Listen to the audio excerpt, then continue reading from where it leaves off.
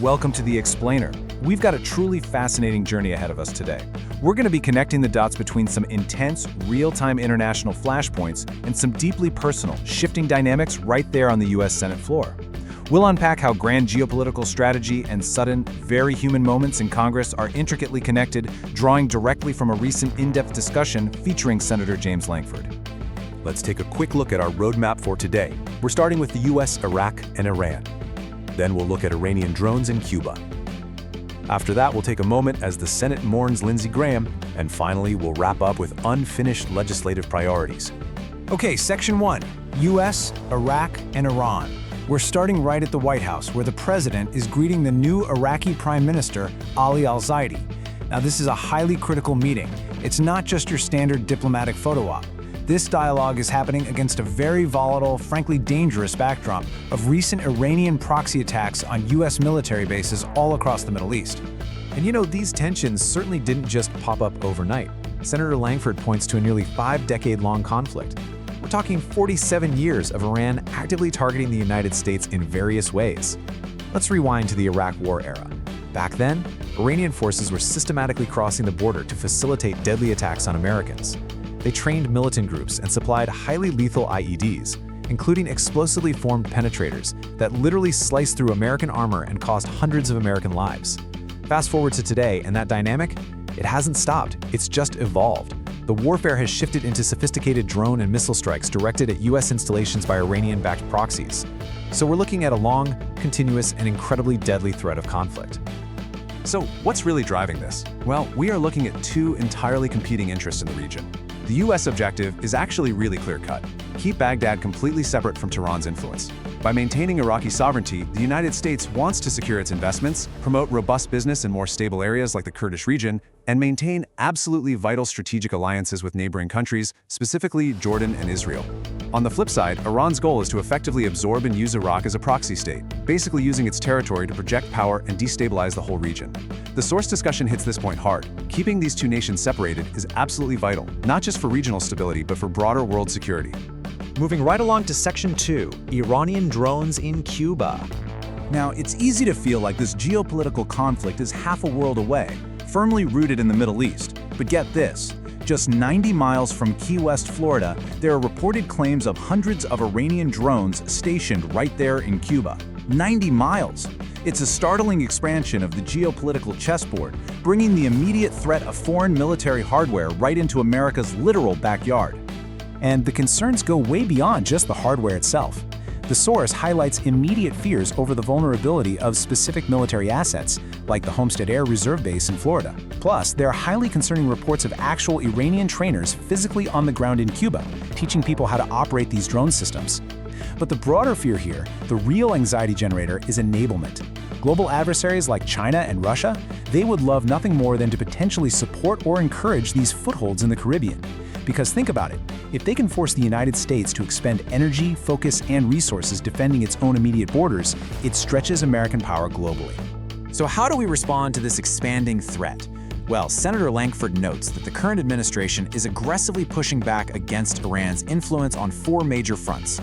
First, keeping the Strait of Hormuz open. This is an absolutely critical artery for global energy and trade. Second, shutting down the terror proxy networks that keep destabilizing the region. Third, and this is massive, definitively preventing Iran from obtaining a nuclear weapon, which would obviously drastically alter the global balance of power. And fourth, isolating their expanding influence in places like Venezuela and Cuba. Lankford points out a stark ideological contrast here. He emphasizes the administration's push to give the people of Cuba and Venezuela a genuine chance at freedom, contrasting that against the historical and honestly ongoing devastation of socialism and communism that the citizens of those nations have had to live under for decades. Let's transition now to Section 3, the Senate mourns Lindsey Graham. Senator Lankford's desk actually sits directly behind the late Senator Lindsey Graham's. He describes this incredibly poignant moment of walking onto the Senate floor and finding the desk right in front of him completely covered by a black drape with white roses resting carefully on top.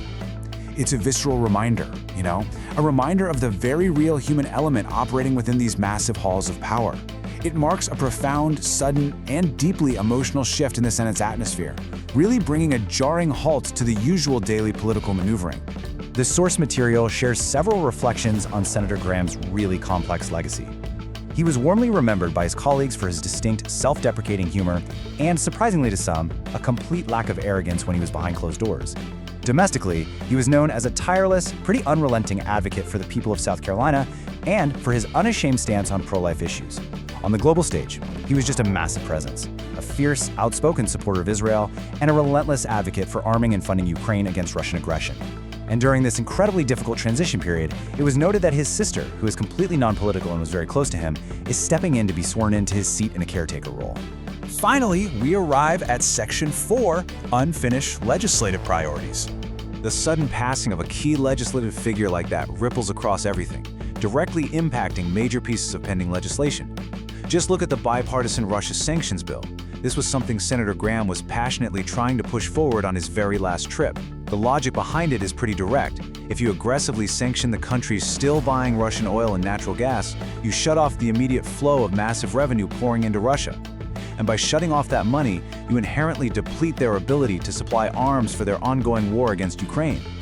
It's a really aggressive use of American diplomacy and economic blockades, actually very similar to the strategies we talked about using against Iran. Lawmakers are still actively trying to bring this to passage right now in Graham's honor. On the domestic front, the explainer covers the Save America Act. And according to the source, this was reportedly the very last topic the president discussed with Senator Graham the night he passed. Graham, acting as the chair of the Budget Committee, was trying to figure out a way to get as much of this election security legislation passed through the budget reconciliation process as possible. Now, if you aren't familiar with congressional procedure, budget reconciliation is this powerful, highly specific tool that allows certain legislation to bypass the usual 60-vote filibuster threshold, meaning it can pass with just a simple majority. Since the current primary cycle had already wrapped up, the focus of this major legislation had strategically shifted toward locking in election laws for the 2028 election cycle. A massive piece of that domestic effort centers on the intense partisan debate over voter ID. To give you some context, currently, 36 states enforce voter ID laws, while 14 states do not. The discussion really digs into the divide here. On one side, the Democratic argument has previously focused on Senate efforts to break the filibuster to remove voter ID requirements nationwide, with the goal of expanding ballot access. On the other side, the current Republican push strongly argues for implementing voter ID in those remaining 14 states. Their argument is that showing an ID to prove citizenship is a completely reasonable expectation that actually has wide support from the American public. Which brings us to a question that really hangs heavy over everything we've unpacked today. From the very real threat of proxy wars and drones suddenly appearing in the Caribbean, to the sudden absence of a major power broker on the Senate floor regarding global sanctions and domestic voting laws, how will these sudden shifts alter the trajectory of both U.S. foreign policy and domestic election law? The geopolitical urgency we saw in the first half of our explainer is now completely intrinsically linked to the legislative void left in the second half.